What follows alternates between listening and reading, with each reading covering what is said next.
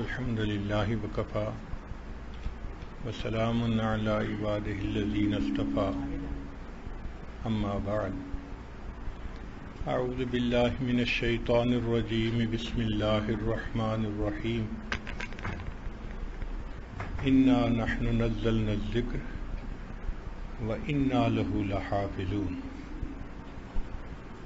سبحان ربك رب العزة عما يصفون وسلام على المرسلين والحمد لله رب العالمين اللهم صل على سيدنا محمد وعلى آل سيدنا محمد وبارك وسلم۔ آج کی مجلس میں حفاظ قرآن کی خصوصی دعوت کی گئی ہے، لہذا آج کا عنوان بھی قرآن مجید کی تحفیظ کی تاریخ ہے۔ یہ انٹرسٹنگ بھی ہے اور ہر ایک کو پتہ بھی ہونا چاہیے۔ اللہ رب العزت نے جو پہلی آسمانی کتابیں اتاریں ان کی حفاظت اللہ نے ان امتوں کے سپرد فرمائی، والربانیون والاحبار بما استحفظوا من کتاب اللہ۔ اس وقت کے جو علماء تھے اور اولیاء تھے ان کے ذمہ تھا کہ کتابوں کی حفاظت کریں۔ آپ جانتے ہیں انسان ناقص ہے، وہ امتیں ان کتابوں کی حفاظت نہ کر سکیں، ان میں بہت ساری چیزیں شامل ہو گئیں۔ قرآن مجید چونکہ اللہ کا کلام ہے اور آخری کتاب ہے، اللہ نے اس کی حفاظت کا ذمہ خود لیا، فرمایا انا نحن نزلنا الذکر، بے شک اس نصیحت نامے کو ہم نے نازل کیا، وَإِنَّا لَهُ لَحَافِظُونَ، اور اس کی حفاظت کے بھی ہم ہی ذمہ دار ہیں۔ تو یہ چونکہ اللہ کا کلام ہے، اللہ نے اس کی حفاظت کرنے کا خود انتظام فرمایا۔ ایک بادشاہ جب عہد کرتا ہے کہ میں ملک کی حفاظت کروں گا تو پھر وہ خود جا کے سرحدوں پہ پہرا نہیں دے سکتا، اس کے لیے وہ ایک فوج تیار کرتا ہے۔ اس فوج میں زمینی فوج بھی ہوتی ہے، ہوائی فوج بھی ہوتی ہے، بحری فوج بھی ہوتی ہے۔ چنے ہوئے لکھے پڑھے صحت مند خوبصورت نوجوان سلیکٹ کیے جاتے ہیں، ان کو ٹریننگ دی جاتی ہے، ان کو وسائل دیے جاتے ہیں، پھر وہ فوج سرحدوں کی حفاظت کرتی ہے تو بادشاہ کی بات پوری ہو جاتی ہے کہ میں نے سرحدوں کی حفاظت کر کے دکھا دی۔ ہو بہو یہی مثال ہے کہ اللہ رب العزت نے جب فرمایا کہ اس کی حفاظت ہمارے ذمے ہے تو اس کا طریقہ یہ بنا کہ اللہ نے اپنے بندوں اور بندیوں کے دلوں میں قرآن مجید کی محبت پیدا کر دی۔ اس محبت کی وجہ سے کتنے لوگ ایسے ہیں جو یہ چاہتے ہیں کہ ہم حافظ بنیں، اور کتنے لوگ ہیں جو بچے کے پیدا ہوتے ہی نیت کر لیتے ہیں ہم نے اس کو حافظ بنانا ہے، حافظہ بنانا ہے۔ وہ محبت ایسی چیز ہے کہ جس کی وجہ سے لوگ قرآن مجید کے حافظ بنتے ہیں۔ قرآن مجید کی حفاظت کے مختلف انداز ہیں۔ کچھ ایسے لوگ ہوتے ہیں جو قرآن مجید کے حروف کے محافظ ہوتے ہیں، ان کو قاری کہتے ہیں، وہ تجوید جانتے ہیں، علم جانتے ہیں، تاکہ ہر حرف کو اس کے مخرج سے اس کی صفات کے ساتھ نکالا جائے، ورنہ تو سین میں اور سا میں فرق ہی نظر نہیں آئے گا۔ تو یہ قاری حضرات بتاتے ہیں کہ اب آپ کا یہ حرف ٹھیک نہیں نکل رہا، تو یہ حروف قرآن کے محافظ ہیں۔ چنانچہ ایک مرتبہ ہمیں ایک مسئلہ پیش آیا، نیو یارک یونیورسٹی میں ایک صاحب مصر کے تھے جو نماز پڑھاتے تھے، اور وہ جب نماز پڑھاتے تو والضحیٰ سورت جب پڑھتے تو تلاوت کرتے تھے والضحیٰ واللیل اذا سگا۔ اب چونکہ جیم کو گاف بولنے کی عادت ہے، جدہ کو گدہ کہتے ہیں، تو اسی طرح وہ تلاوت بھی ایسی کرتے تھے۔ تو ایک بچہ تھا جس نے کسی قاری صاحب سے قرآن پڑھا ہوا تھا، اس نے اعتراض کیا کہ یہ لفظ سجا ہے، سگا نہیں ہے۔ بات آگے بڑھی، علماء تک پہنچی تو انہوں نے بتایا کہ ہاں یہ تو تلاوت ٹھیک نہیں ہے۔ تو پھر ایک باقاعدہ حافظ قرآن جو اچھے قاری تھے ان کو وہاں امام بنایا گیا، اور اللہ رب العزت نے ایک بچے کے ذریعے قرآن مجید کے ایک حرف کا جو غلط یعنی مخرج تھا اس کو ٹھیک کروا دیا۔ تو تو یہ جو قراء حضرات ہوتے ہیں یہ حروف قرآن کے محافظ ہوتے ہیں. کوئی حرف غلط نہیں نکل سکتا. اپنے مخرج سے نکلے گا تو وہ اس کو مانیں گے، ورنہ بتائیں گے کہ یہ لفظ ٹھیک نہیں نکل رہا. جو حفاظ قرآن ہوتے ہیں وہ الفاظ قرآن کے محافظ ہوتے ہیں. چنانچہ ان کے سامنے بڑے سے بڑا عالم بھی کوئی آیت پڑھے گا تو اگر کسی لفظ میں فرق ہوگا وہ فوراً بتا دیں گے جی کہ یہ لفظ ایسے نہیں ہے. چونکہ یعلمون اور تعلمون کے مشابہ بہت لگتے ہیں تو وہ بتا دیں گے کہ جناب یہ لفظ ایسے نہیں، یہ ایسے ہے. تو قاری حضرات یہ حروف قرآن کے محافظ ہیں، حفاظ یہ الفاظ قرآن کے محافظ ہیں، اور جو علماء کرام ہوتے ہیں یہ معارف قرآن کے محافظ، معانی قرآن کے محافظ ہیں. چنانچہ دنیا میں کتنے لوگ آئے جنہوں نے قرآن مجید سے اپنی مرضی کی تفسیر نکالنی چاہی. حالانکہ اپنی مرضی کی تفسیر نکالنی جائز نہیں ہے. بھئی جس کا کلام ہے اس کی کیا منشا ہے یہ وہی جانتا ہے. میری بات کا جو مفہوم ہے وہ میں ہی بتانے کا حق زیادہ رکھتا ہوں کہ میرا مقصد کیا تھا. یہ نہیں کہ الفاظ میرے ہوں اور مفہوم آپ اپنا نکالتے پھریں. اس لیے اپنی رائے سے تفسیر کرنا اس کو منع کر دیا گیا. تو امت میں اگر کوئی ایسے فتنے آئے کہ جہاں لوگوں نے معانی قرآن کو بدلنے کی کوشش کی تو علماء امت نے صاف ان کی غلطیوں کی نشاندہی کر دی. تو علماء قرآن معانی قرآن کے محافظ ہیں. تو قاری حضرات حروف قرآن کے محافظ، حفاظ حضرات الفاظ قرآن کے محافظ، علماء کرام معانی قرآن کے محافظ، اور جو مشائخ حضرات ہیں یہ معارف قرآن کے محافظ ہیں. چنانچہ حضرت اقدس تھانوی رحمۃ اللہ علیہ نے جو مسائل السلوک لکھے ہیں قرآن مجید سے انہوں نے ذکر السلوک کے کتنے اعلیٰ مسائل کا استنباط کیا ہے. یہ سارے مل کے یہ اللہ کی گویا ایک فوج بن گئی جو قرآن کی حفاظت کے اوپر جمی ہوئی ہے. یہ محافظ ہیں. چنانچہ اس امت کو اللہ تعالیٰ نے چند باتوں میں امتیازی شان عطا فرمائی. تورات اور انجیل میں اس امت کی جو نشانیاں لکھی ہیں ان میں ایک نشانی یہ لکھی ہے کہ اس امت کو پہلی امتوں کی نسبت حافظے کی قوت زیادہ دی جائے گی، ذہانت زیادہ دی جائے گی. اور ایک نشانی یہ بھی لکھی ہوئی تھی کہ یہ امت دین کے اوپر کتابیں دوسری امتوں کی نسبت زیادہ لکھے گی. اور یہ دونوں نشانیاں پوری ہو گئیں. آج جو انسان کا آئی کیو لیول ہے، تاریخ میں کبھی ہسٹری میں ایسا آئی کیو لیول پہلے نہیں تھا. اور جتنا آج تصنیف و تالیف ہو رہی ہے دین کے اوپر، پہلی امتوں نے اتنی کتابیں دین کے اوپر نہیں لکھی تھیں. تو یہ کتابیں، یہ نشانیاں تورات اور انجیل میں اس امت کی موجود تھیں. تو اللہ رب العزت نے کیوں ذہانت زیادہ عطا فرمائی؟ کیونکہ اس امت نے قرآن کی حفاظت کرنی تھی. چنانچہ صحابہ رضی اللہ تعالیٰ عنہم میں سے بہت سارے حضرات ایسے تھے جیسے قرآن مجید نازل ہوتا تھا وہ اس کو فوراً یاد کر لیتے تھے. ادھر قرآن کا نزول مکمل ہوا، ادھر ان کا قرآن کا حفظ مکمل ہو گیا تو وہ قرآن مجید کے حافظ بن گئے. چنانچہ آج لکھے پڑھے لوگ سامنے ہیں، جانتے ہیں کہ کسی بھی ڈاکومنٹ کو سیو کرنے کے دو طریقے ہوتے ہیں. ایک ہوتا ہے اس کی ہارڈ کاپی بنا لینا، پرنٹر سے فائل کو پرنٹ کر کے فائل میں لگا دیں تو وہ سیو ہو گیا. اور ایک ہوتا ہے کہ اس کو ہارڈ ڈسک پہ یا فلاپی ڈسک پہ یا فلیش ڈرائیو پہ اس کو سیو کر لینا. یہ سافٹ کاپی کہتے ہیں. تو ڈاکومنٹ کو سیو کرنے کے دو طریقے، hard copy and soft copy. اللہ رب العزت نے بھی اپنے قرآن مجید کو دو طریقوں سے محفوظ کروایا. سب سے پہلے تو نبی علیہ السلام پر جب وحی اترتی تھی تو اللہ کے حبیب صلی اللہ علیہ وسلم صحابہ کو بلاتے تھے جو لکھنا جانتے تھے، ان کو کاتبین وحی کہا جاتا ہے. 16-18 کے قریب ان کی تعداد تھی اور ان سے یہ قرآن پاک لکھوا دیتے تھے. تو وہ لکڑی کے اوپر، پتھر کے اوپر، کپڑے کے اوپر مختلف چیزیں جو اس وقت اویلیبل تھیں جس پر لکھا جا سکتا تھا تو وہ آنے والی آیات کو لکھ لیا کرتے تھے. تو قرآن مجید باقاعدہ نبی علیہ السلام لکھواتے تھے، پارچات سے جن کے اوپر لکھا جاتا تھا. چنانچہ قرآن مجید لکھ کر بھی محفوظ کیا گیا۔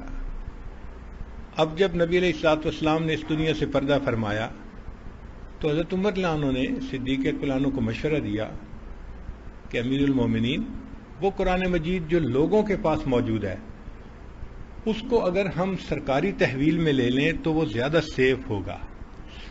چنانچہ عمر رضی اللہ عنہ کے مشورے سے سیدنا صدیق اکبر عنہ نے ایک کمیٹی بنائی، زید رضی اللہ عنہ کو اس کا انچارج بنایا، وہ حافظ قرآن تھے اور باقی سارے بھی حافظ تھے۔ ان کو کہا کہ دیکھیں آپ لوگ بھی حافظ ہیں، اب آپ وہ جتنے پارچات لوگوں کے پاس تھے نا وہ آپ لیں اور ان کو محفوظ کریں ایک جگہ۔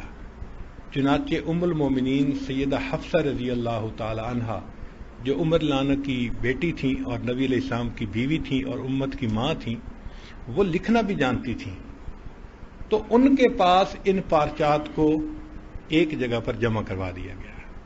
چونکہ وہ جانتی تھیں لکھنا پڑھنا تو ان کی نگرانی میں اس میں کوئی تبدیلی نہیں کر سکتا تھا، وہ اس فن کو جانتی تھیں۔ چنانچہ حضرت بکر صدیق رضی اللہ عنہ نے سارے ان چیزوں کو ایک جگہ اکٹھا کر دیا، تو صدیق اکبر عنہ کا نام پڑا جامع القرآن، قرآن کو ایک جگہ جمع کرنے والے۔ پہلے تو بکھرا ہوا تھا نا، اب ایک جگہ جمع ہو گیا تو یہ جامع القرآن بن گئے۔ پھر جب عثمان غنی رضی اللہ عنہ کا زمانہ آیا تو اسلام 44 لاکھ مربع میل تک پھیل گیا، دور دور تک صوبے بن گئے تھے، ان کو قرآن مجید کی کاپی پہنچانے کی ضرورت پیش آئی، تو عثمان غنی رضی اللہ عنہ نے پھر وہی جو قرآن مجید کے پارچات ایک جگہ جمع تھے ان کو لے کے، تو چمڑے کے اوپر اس وقت لکھنے کی ٹیکنالوجی آ چکی تھی، انہوں نے چمڑے کے اوپر اس کو لکھوا کے اس کی 7 کاپیاں بنوائیں اور 7 مختلف صوبوں کے اندر اس کو بھجوا دیا، تو عثمان غنی رضی اللہ عنہ کا نام پڑ گیا ناشر القرآن، قرآن کو نشر کرنے والے، اس کو دنیا کے اندر پھیلانے والے۔ تو قرآن مجید کو جمع کروایا صدیق اکبر رضی اللہ عنہ نے اور دنیا میں پھیلایا سیدنا عثمان غنی رضی اللہ عنہ۔ اس وقت بھی دنیا میں ایسے عجائب گھر ہیں کہ جہاں پر وہ کاپیاں اوریجنل موجود ہیں۔ ترکی کے جو عجائب گھر ہے اس میں بھی اس وقت موجود ہے کاپی، اور تاشقند کے اندر ایک مسجد ہے تلہ شیخ اس کا نام ہے، وہاں بھی ایک کاپی ابھی تک موجود ہے۔ تو دنیا کے مختلف جگہوں پہ وہ کاپیاں ابھی بھی موجود ہیں۔ تو یہ قرآن مجید کو گویا ہارڈ کاپی اس کی بنوا کے اللہ تعالیٰ نے امت کے اندر تقسیم کروا دی، اور یہ سلسلہ پھر امت کے اندر چلتا بھی رہا۔ انفرادی سطح پر لوگوں کو ضرورت پڑتی تھی، چنانچہ اس زمانے میں کاتب لوگ ہوتے تھے جو رائٹ کرتے تھے، لکھتے تھے، وہ قرآن مجید کی کاپیاں لکھ لکھ کے لوگوں کو دیا کرتے تھے، لوگ ان کو پے کر دیتے تھے اور اپنے لیے کاپی لکھوا لیتے تھے۔ چنانچہ ہر گھر کے اندر جو قرآن مجید آیا یہ ان کاتب حضرات کی وجہ سے آیا۔ قرآن مجید کی لاکھوں کاپیاں بنی اور ہر گھر کے اندر آئیں۔ اس میں جو کاتب لوگ تھے انہوں نے بہت اپنی ٹیکنالوجی کو ڈیولپ بھی کیا۔ ایسے ایسے کاتب تھے، لکھا ہے کتابوں میں، کہ چاول کے ایک گرین کے اوپر پوری سورہ قل ہو اللہ احد لکھ لیا کرتے تھے، اتنا باریک لکھنے کا ان کو فن آتا تھا کہ چاول کے ایک دانے پر پوری سورہ اخلاص لکھ لیا کرتے تھے۔ خوبصورت بھی لکھتے تھے، باریک بھی لکھتے تھے اور اچھا بھی لکھتے تھے۔ تو ان کاتبین حضرات نے پھر امت میں سینکڑوں سال تک یہ خدمت انجام دی کہ قرآن مجید کی کاپیز لکھتے تھے اور لوگوں میں دیتے تھے، تو ہر گھر میں تلاوت کے لیے قرآن مجید کی کاپی موجود ہوتی تھی۔ چنانچہ ایک کاتب کا واقعہ بھی عجیب ہے، اس کے ذہن میں خیال آیا کہ عیسائی بھی کہتے ہیں کہ ہمارا دین سچا ہے، یہودی بھی کہتے ہیں ہمارا دین سچا ہے، اور مسلمان بھی کہتے ہیں ہمارا دین سچا ہے، کون سا دین سچا ہے کیا پتہ؟ تو اس کے ذہن میں خیال آیا کہ میں اس کو آزماتا ہوں۔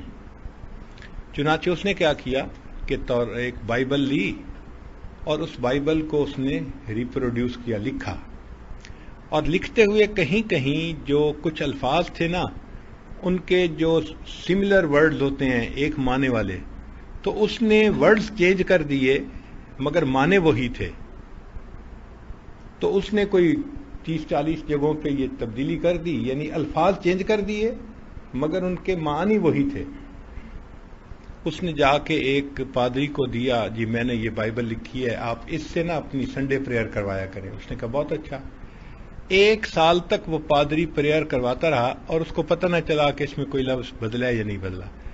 تو اس نے پھر فیصلہ کیا کہ اس کا مطلب ہے کہ ان کو تو پتہ ہی نہیں چلتا کہ کتاب میں کوئی تبدیلی بھی آئی ہے کہ نہیں آئی، تو یہ سچا دین کیسے ہو سکتا ہے۔ پھر اس نے اسی طرح تورات لی اور اس کو بھی لکھا، اور اس میں بھی یہی کام کیا کہ معانی وہی رہے، الفاظ بدل گئے۔ نتیجہ کیا نکلا کہ جو ربائی تھا یہودی، اس نے 1 سال تک اس کی تعلیم دی اور اس کو بھی پتہ نہ چلا کہ کہیں کوئی تبدیلی ہوئی ہے یا نہیں ہوئی۔ پھر اس نے یہی کام قرآن مجید کے ساتھ کیا کہ قرآن مجید کو لکھا اور کہیں کہیں الفاظ جو تھے نا مختلف، معانی وہی تھے، الفاظ ڈیفرنٹ تھے، وہ تبدیل کر دیے۔ اب اس نے ایک حافظ قرآن تھے، عالم تھے، ان کو لا کر دیا، جی میں نے بڑی محنت سے قرآن لکھا ہے، میں آپ کے لیے ہدیہ لایا ہوں۔ تو اس نے لے لیا، شکریہ ادا کیا۔ اب جب 2-4 دن گزرے تو ایک دن اس کاتب کے دروازے پر وہی عالم آئے، انہوں نے دروازہ کھٹکھٹایا، یہ باہر نکلا، پوچھا کیسے آئے؟ اس نے کہا جی میں یہ پوچھنے آیا ہوں کہ یہ قرآن پاک لکھا کس نے ہے؟ اس نے کہا جی میں نے لکھا ہے۔ جی میں یہ پوچھنے آیا ہوں کہ آپ نے جاگتے لکھا ہے یا سوتے ہوئے لکھا ہے؟ اس نے کہا نہیں جاگتے ہوئے لکھا ہے۔ اس نے کہا اس میں یہاں غلطی، یہاں غلطی، جتنی جگہ پر اس نے تبدیلیاں کی تھیں اس حافظ قرآن نے ہر غلطی کی نشاندہی کر دی۔ وہ کاتب کلمہ پڑھ کے مسلمان ہو گیا کہ واقعی قرآن مجید کے اندر غلطی نہیں رہ سکتی۔ تو اللہ رب العزت نے قرآن مجید کی حفاظت اپنے بندوں سے کروائی۔ اس امت نے حفاظت قرآن میں بہت اعلیٰ کام کیا، اور الحمدللہ کہ کتابی شکل میں یہ قرآن ہر زمانے میں موجود رہا۔ اچھا بعض جگہوں پر کاغذ پر بھی لکھا ہوا قرآن موجود ہے، بعض جگہوں پر پتوں پہ قرآن پاک لکھا ہوا محفوظ ہے، لکڑی کے تختوں پہ لکھا ہوا۔ چنانچہ ہم نے سمرقند میں ایک ایسی لائبریری دیکھی، لوہے کی شیٹیں تھیں 4 فٹ بائی 8 فٹ کی، اور ان شیٹوں پہ انگریوڈ قرآن پاک لکھا ہوا، یعنی کھود کے لکھا ہوا، پورا ڈھیر لگا ہوا تھا زمین سے لے کے چھت تک۔ تو میں نے پوچھا کہ بھئی قرآن پاک کو لوہے پہ لکھنے کی کیا ضرورت تھی؟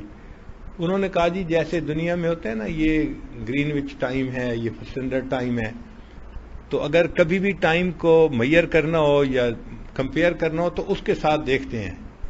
تو مسلمان بادشاہوں نے اپنے زمانے میں قرآن مجید پہ انگریو کر کے قرآن لکھوا دیا کہ اگر کبھی بھی کسی لفظ کے بارے میں کوئی شبہ ہو کہ اس میں نقطے تھے نہیں تھے، یا یہ حرف تھا یا یہ حرف تھا، تو ہمارے پاس ایک سٹینڈرڈ کاپی موجود ہو، پوری دنیا اس کے ساتھ اس کو کمپیئر کر سکے۔ تو امت نے قرآن پاک کی حفاظت کے لیے بہت ہی اعلیٰ کام کیا۔ اس میں کئی جگہ انہوں نے اللہ کا نام سرخ سیاہی سے لکھا، بہت خوبصورت طریقے سے قرآن پاک لکھا، لیکن حیرت کی بات یہ تھی کہ پتوں پہ لکھا ہوا قرآن پاک کیسا تھا معلوم نہیں۔ وہ اس زمانے میں کوئی ٹیکنالوجی جانتے تھے جس سے پتوں کو وہ ٹریٹ کر لیتے تھے اور پتے ٹوٹتے نہیں تھے۔ جب میں نے قرآن پاک دیکھا تو وہ جیسے شیشم کے درخت کے پتے ہوتے ہیں نا کہ ان میں رگیں چل رہی ہوتی ہیں، وہ بالکل صاف پتا نظر آتا تھا، اور اس کو جلد کیا گیا تھا، اور پتہ نہیں کتنے سینکڑوں سال پہلے لکھا گیا ہوگا، اور وہ بالکل محفوظ تھا۔ اللہ کی شان۔ تو قرآن پاک کو مختلف زمانوں میں اس طرح لکھ کے محفوظ کیا گیا۔ پھر اس میں ایک بڑا کام امت کی عورتوں نے کیا کہ اس زمانے میں کاتب چونکہ تھوڑے ہوتے تھے، ڈیمانڈ زیادہ ہوتی تھی، تو یہ ڈیمانڈ کیسے پوری ہو، اس کا طریقہ یہ نکالا کہ جو بچیاں گھر میں تعلیم حاصل کر لیتی تھیں اور اپنے رشتے کے انتظار میں ہوتی تھیں کہ کوئی اچھی پرپوزل آئے تو ماں باپ ان کی شادی کر دیں، تو گھر میں ان کے پاس فرصت ہوتی تھی، تو یہ بچیاں کیا کرتی تھیں، روزانہ صبح اٹھ کر گھر کے کام کاج سمیٹ لیتی تھیں، پھر باوضو ہو کر بیٹھ جاتی تھیں اور قرآن پاک لکھنا شروع کر دیتی تھیں۔ ہر بچی اپنے لیے ایک قرآن پاک لکھتی تھی. جب مکمل ہو جاتا تھا تو ماں باپ اس کی سنہری جلد بنوا دیتے تھے، اور جب اس بچی کا نکاح ہوتا تھا تو اس کو جہیز کے اندر یہ قرآن پاک دیا جاتا تھا. تو امت کی ہر لڑکی نے قرآن پاک لکھا اور قرآن پاک کو محفوظ کرنے میں اپنا حصہ ڈالا. پھر ایک ایسا وقت بھی آیا کہ جب دنیا میں پرنٹنگ پریس بن گئے. چنانچہ رشیا میں ایک جگہ ہے، اس کا نام ہے کازان. تو کازان کے ایک عالم تھے، ان کا نام تھا حمزہ بے رحمت اللہ علیہ. انہوں نے سب سے پہلے لینن گراڈ کے اندر قرآن پاک کو پرنٹ کیا. یہ فرسٹ ٹائم جو پرنٹنگ ہوئی تاریخ میں. پھر اس کے بعد ہیمبرگ میں یہ قرآن پاک پرنٹ ہوا، اور پھر اس کے بعد ایران میں پرنٹ ہوا. پھر تو پرنٹنگ کا ایسا سلسلہ چلا کہ آج الحمدللہ پرنٹڈ قرآن مجید پوری امت میں ہر گھر میں تقریباً موجود ہے. یہاں پر بھی الحمدللہ سعودی عرب میں مدینہ طیبہ میں قرآن مجید کی پرنٹنگ کا اتنا اچھا ادارہ ہے، دل سے دعائیں نکلتی ہیں اللہ تعالیٰ اور برکتیں دے اور ان لوگوں کی عزت میں اللہ اضافہ فرمائے. اور آنے والے ہر حاجی کو قرآن مجید تقسیم کیے جاتے ہیں. تو یہ قرآن مجید پرنٹڈ ہر گھر کے اندر موجود ہے. تو گویا قرآن مجید کی جو ہارڈ کاپی تھی وہ اس وقت پوری دنیا کے اندر موجود ہے. آپ کہیں بھی ہوں، پہاڑی علاقے میں ہوں، گرم علاقے میں ہوں، ٹھنڈے علاقے میں ہوں، جہاں بھی ہوں گے، آپ اگر کسی مسلمان سے پوچھیں تو وہ اپنے گھر سے قرآن مجید لا کے آپ کو دے دے گا. پڑھنے کے لیے آپ کے پاس ہارڈ کاپی موجود ہوگی. چنانچہ ایک ہے قرآن مجید کی سافٹ کاپی. وہ یہ تھی کہ اللہ تعالیٰ نے بندوں کے دل میں محبت ایسی پیدا کر دی کہ وہ قرآن مجید یاد کرتے تھے اور ان کے دماغ قرآن مجید کی فلیش ڈرائیو بن جاتے تھے، یوں سمجھ لیں. چنانچہ ادھر قرآن پاک اترتا تھا اور بعض صحابہ اس کو فوراً یاد کر لیتے تھے. نبی علیہ الصلوۃ والسلام قرآن مجید کے حافظ بھی تھے. ابوبکر صدیق عنہ حافظ تھے، عمر رضی اللہ تعالیٰ عنہ حافظ تھے. صحابہ کی جتنی جماعت ہے وہ قرآن مجید کے یا کلی حافظ تھے یا جزوی حافظ تھے، یعنی کسی کو چند پارے یاد تھے یا کسی کو پورا قرآن پاک یاد تھا. کوئی صحابی ایسا نہیں تھا کہ جس کو قرآن پاک یاد نہ ہو، کچھ نہ کچھ یاد ضرور کرتے تھے. حضرت عمر لانو کا زمانہ تھا تو اس میں ایک ایسا وقت آیا کہ بہت سارے حفاظ شہید ہو گئے. تو حضرت عمر لانو نے اس زمانے میں ایک فرمان جاری کیا کہ جب یہ لوگ جو اللہ کے راستے میں نکلتے ہیں فارغ ہوں تو ان کا کام یہ ہے کہ یہ قرآن مجید حفظ کریں. تو عمر لانو کے ایک حکم پر ہزاروں لوگوں نے قرآن مجید یاد کیا. تو گویا امت کے اندر حفاظ کی ایک تعداد چلتی رہی ہر دور اور ہر زمانے میں. نبی علیہ الصلوۃ والسلام سے لے کر آج اس دور تک امت میں کوئی ایک دن ایسا نہیں آیا، کوئی ایک رات ایسی نہیں آئی کہ جب پوری دنیا میں قرآن مجید کا کوئی حافظ موجود نہ ہو. ہر دور میں، ہر زمانے میں امت کے اندر قرآن مجید کے حفاظ موجود رہے ہیں. تو ہارڈ کاپی بھی رہی اور سافٹ کاپی بھی رہی. اب یہاں چند باتیں ہیں کہ حفظ کی عمر کون سی بہتر ہے. تو بہتر عمر تو ہے 6 سال سے لے کے 12 سال تک کی. یہ ہنڈائی گاڑی ہے 848 وائٹ کلر کی. اس نے راستہ بند کیا ہوا ہے تو اس کو بھائی صحیح جگہ پارک کر لیجئے.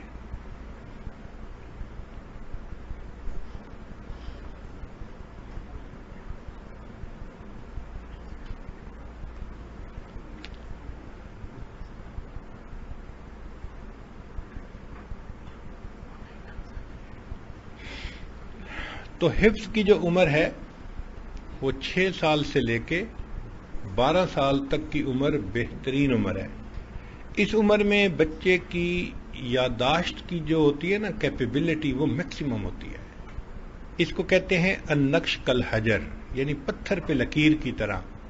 جیسے پتھر کی لکیر نہیں مٹتی تو اس زمانے میں یاد کیا ہوا قرآن پاک بچے کو نہیں بھولتا. 6 سال کی عمر اس لیے بتائی گئی کہ فزیکلی جب بچہ پیدا ہوتا ہے نا تو اس کا برین گرو کرتا ہے. وہ جو برین گرو کرنے کی عمر ہے نا وہ 5 سال تک رہتی ہے. اگر 5 سال سے پہلے بچے کو قرآن پاک یاد کرنے پر لگا دیں وہ کر تو سکتا ہے مگر اس کا ذہن پوری طرح گرو نہیں کرتا، چونکہ وہ ٹینشن لے گا تو اس کی وجہ سے اس کے اندر ہارمون کارٹیزون جو ہے وہ پیدا ہوں گے اور وہ برین کی گروتھ کو روکیں گے. تو اس لیے ایڈوائزیبل یہی ہے کہ 5 سال کے بعد حفظ میں ڈالا جائے. ہاں کوئی صورتیں یاد کروا دینا اس میں کوئی حرج نہیں ہوتا، وہ بچہ یاد کر سکتا ہے.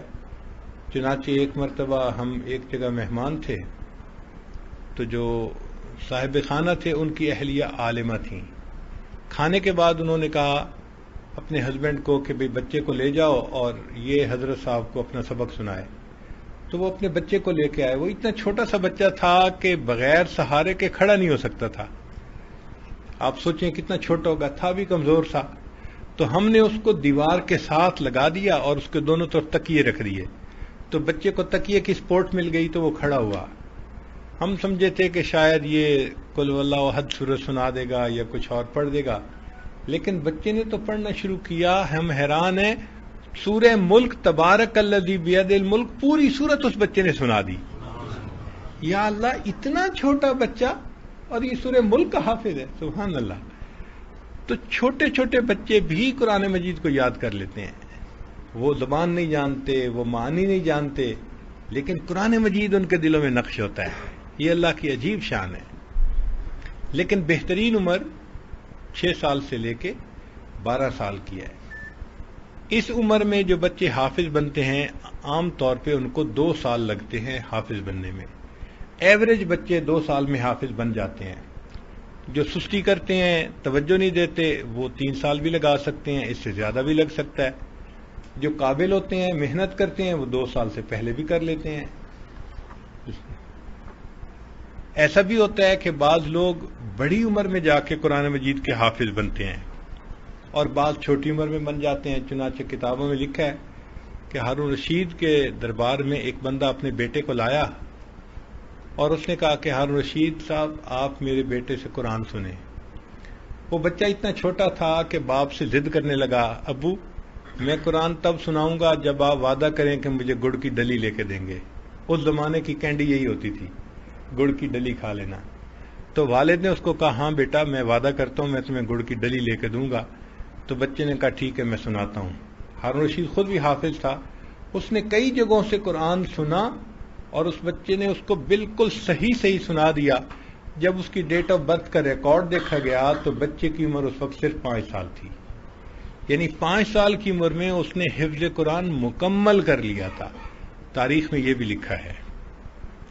اور ایسا بھی ہوا کہ 7 سال میں، 10 سال میں، 12 سال میں، 18-20 سال میں اور اس سے اوپر کی عمر میں بھی لوگ حافظ بنے. چنانچہ بعض لوگ جو تھے وہ بہت میچورٹی کی عمر میں قرآن مجید کے حافظ بنے. 40 سال کی عمر میں حافظ بننا، 50-60 سال کی عمر میں حافظ بننا، یہ بھی کتابوں کے اندر موجود ہے. اب حفظ میں ٹائم کتنا لگتا ہے تو عام طور پہ تو بھائی 2 سال لگتے ہیں، لیکن اگر محنت کم کریں تو زیادہ بھی لگ سکتا ہے، زیادہ کریں تو وقت کم بھی لگ سکتا ہے. 20 دن میں ایک پارہ یاد کرنا یہ ایک نارم ہے. ہر بچہ 20 دن میں ایک پارہ یاد کر سکتا ہے. ویسے بعض بزرگوں نے جلدی بھی یاد کر لیا. چنانچہ حضرت نانوتوی رحمۃ اللہ کے بارے میں لکھا ہے حج کے سفر پر چلے. اس زمانے میں بمبئی سے جدہ سمندر کے ذریعے آتے تھے اور سمندر میں سمندری طوفان آ جاتے تھے تو جہاز کو ایک جگہ لنگر انداز ہونا پڑتا تھا ورنہ ڈوبنے کا خطرہ ہوتا تھا. تو اس وجہ سے رمضان سے پہلے سفر شروع کرنا پڑتا تھا ورنہ حج گزر جاتی تھی اور سفر ختم نہیں ہوتا تھا. تو جب انہوں نے سفر شروع کیا اور رمضان کا مہینہ آ گیا تو تراویح پڑھانے کا مسئلہ تھا. اللہ کی شان کہ ان کے ساتھ علماء کی ایک بڑی جماعت تھی، لیکن ان تمام علماء میں کوئی قرآن مجید کا کامل حافظ نہیں تھا. سب کو قرآن پاک یاد تھا، سورتیں یاد تھیں، علماء تھے، لیکن پورا قرآن پاک یاد نہیں تھا. تو کسی نے کہا کہ حضرت کوئی بات نہیں، آخری سورتوں سے تراویح پڑھ لیں گے. حضرت نے فرمایا مجھے اچھا نہیں لگتا کہ اتنے بڑے بڑے علماء ہوں اور آخری صورتوں سے یہ قرآن مجید تراویح پڑھائیں. میں کوشش کرتا ہوں، چنانچہ حضرت دن میں ایک پارہ یاد کرتے اور رات کو تراویح میں سنا دیتے. ادھر رمضان مکمل ہوا، ادھر ان کا قرآن مکمل ہو گیا. تو ایک مہینے میں پورا قرآن مجید یاد کرنے کی بھی مثال موجود ہے. اس سے بھی کم وقت میں یاد کرنے کی مثال ہے. چنانچہ امام محمد رحمۃ اللہ علیہ بڑے امیر آدمی کے بیٹے تھے، نواب کے بیٹے تھے اور بڑے ذہین تھے. ان کے والد ان کو لے آئے امام اعظم ابو حنیفہ رحمۃ اللہ کے پاس کہ حضرت اس کو اپنا شاگرد بنا لیں. حضرت نے فرمایا بہت اچھا. چنانچہ امام محمد رحمۃ اللہ علیہ امام ابو حنیفہ رحمۃ اللہ کے شاگرد بنے. چند دن میں حضرت نے ان سے پوچھا بھئی آپ قرآن پاک کے حافظ نہیں ہیں؟ اس نے جواب دیا جی میں حافظ تو نہیں ہوں. فرمان لگے آپ کو پتہ نہیں میرا شاگرد بننے کے لیے یہ پری ریکویزٹ ہے، یہ پری کوالیفیکیشن ہے کہ ہر بچے کو حافظ ہونا چاہیے. آپ جائیں پہلے حافظ بنے پھر میرے پاس علم حاصل کرنے کے لیے آئیں. تو امام محمد رحمۃ اللہ علیہ امام ابو حنیفہ رحمۃ اللہ کو سلام کر کے چلے گئے. ایک ہفتے کے بعد جمعہ کے دن پھر واپس آئے تو امام ابو حنیفہ رحمۃ اللہ نے سوچا کہ یہ استاد کو سلام کرنے کے لیے ویکینڈ پہ آیا ہے. تو پوچھا سناؤ بھائی کیا حال ہے، کام شروع کیا یا نہیں کیا؟ حضرت میں پورا قرآن پاک مکمل یاد کر کے واپس آ گیا. تو ایک ہفتے میں قرآن مجید یاد کرنے کی بھی مثالیں موجود ہیں. اور حضرت مفتی تقی عثمانی دامت برکاتہم نے اپنی کتاب تراشے میں ایک واقعہ لکھا ہے. ایک بڑے عالم تھے، ان کا نام تھا ہشام کلبی. بہت بڑے عالم تھے. ایک دفعہ بات چلی تو دوستوں نے کہا جی کہ فلاں عالم ہے اور فلاں عالم بھی ہے، حافظ بھی ہے. جب ان کا نام آیا تو لوگوں نے کہا جی عالم تو واقعی بڑے ہیں، حافظ نہیں ہیں. وہ کہتے ہیں کہ میرے دل میں بات پیدا ہوئی کہ میں حفظ کیوں نہ کروں. وہیں بیٹھے بیٹھے میں نے حفظ کی نیت کر لی اور فرماتے ہیں کہ 3 دن میں میں نے پورے قرآن پاک کو یاد کر لیا. تو 3 دن میں بھی قرآن مجید کو یاد کرنے کی مثالیں موجود ہیں. آج کل کے زمانے میں 2 سال 1.5 سال 1 سال یہ بھی ہے. ہمارے پاس ایک طالبہ آئی، وہ ڈبل ایم اے تھی، ایم اے جغرافی ایم اے کیلیگرافی، اور کہنے لگی جی کہ میں نے قرآن پاک یاد کرنا ہے. تو جو جامعہ کی پرنسپل تھیں انہوں نے اس کو مشورہ دیا بھئی حفظ تو چھوٹی عمر کی بچیاں کرتی ہیں، آپ ان کے درمیان بیٹھیں گی بھی تو آپ کو عجیب فیل ہوگا کہ وہ 6-7 سال کی بچی ہیں اور آپ ڈبل ایم اے پاس ہو، بڑی عمر کی ہو. تو بہتر یہ ہے کہ اب آپ نا علم پڑھ لو، بخاری شریف والا کورس کر لو. اس نے کہا جی مجھے حفظ کا شوق ہے، میرا دل چاہتا ہے پہلے میں حافظہ بنوں پھر اس کے بعد میں عالمہ بھی بن جاؤں گی. ان کا ٹھیک ہے. چنانچہ اس بچی کو حفظ کی کلاس میں بٹھا دیا گیا. 7 مہینے کے بعد مجھے پرنسپل کی طرف سے اطلاع ملی جی کہ وہ بچی کا قرآن پاک مکمل ہو گیا. میں نے کہا کہ بھئی 7 مہینے میں قرآن پاک؟ تو ایسے دل میں خیال گزرا کہ ایسا تو نہیں کہ یہ بڑی عمر کی لڑکی تھی تو معلمہ کی اس سے دوستی ہو گئی ہو اور معلمہ اس کو بس سبق دے کے آگے چلاتی رہی ہو، پیچھے منزل کی طرف دھیان ہی نہ دیا ہو. تو میں نے پرنسپل سے پوچھا کہ بھئی اس کی منزل کچی ہے یا پکی ہے؟ اس نے کہا جی میں طالبہ کو بھیج دیتی ہوں، آپ خود اس سے سن لیں. چنانچہ ہم نے اس طالبہ کو بلایا اور پردے کے پیچھے وہ بیٹھ گئی. تو میں نے قرآن پاک کو تقریباً 5-6 جگہ جہاں غلطی لگتی ہے، اچھے حافظ بھی غلطی کھا جاتے ہیں. ہمارے ہاں مشہور ہے سورہ جاسیہ دن پڑھنے تے راتی نہ آسیہ، اس میں حفاظ کو غلطی لگتی ہے، متشابہ لگتے ہیں. تو میں نے اس سے 5-6 جگہوں سے سنا، اس بچی نے بالکل صحیح قرآن پاک سنا دیا. تو خوشی ہوئی کہ اس بچی نے 7 مہینے میں قرآن مجید کو یاد مکمل کر لیا. ہمارے ہاں ایک مفتی صاحب نوجوان تھے، وہ آئے اور کہنے لگے حضرت میں نے بخاری شریف تک کورس مکمل کر لیا ہے، میرے دل میں قرآن مجید یاد کرنے کا بڑا شوق ہے. میں نے کہا بہت اچھا، رمضان کا مہینہ آ رہا ہے، آپ ہمارے ہاں مسجد میں اعتکاف بھی کر لیں نفلی پورا مہینہ، اور قرآن پاک بھی یاد کر لیں. تو ہم نے دعاؤں سے اس کا قرآن پاک شروع کروا دیا. اللہ کی شان کہ اس نے دن میں ایک پارہ یاد کرتا اور رات کو تراویح میں سنا دیتا، پھر اگلے دن اگلا پارہ، پھر رات کو تراویح میں. 1 مہینے میں پورا قرآن پاک یاد کر لیا. میں نے ایک جگہ نقل کیا کہ انہوں نے مفتی صاحب نے 1 مہینے میں قرآن پاک یاد کر لیا. تو میرا بیٹا حافظ حبیب اللہ ہے، وہ کہنے لگا ابو جی 1 مہینے میں نہیں، میں خود حافظ ہوں، مجھے پتہ ہے. اس نے 28 دن میں مکمل کیا تھا. یعنی 28 دن میں اس وقت بھی ایک نوجوان عالم دین نے پورے قرآن مجید کو مکمل یاد کر لیا. قرآن مجید کے عشاق ہر زمانے میں موجود رہے.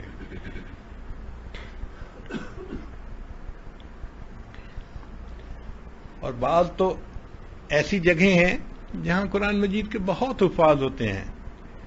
ہمارے ایک قاری صاحب تھے، وہ میرے بچوں کے استاد تھے، بچوں نے ان سے قرآن مجید یاد کیا.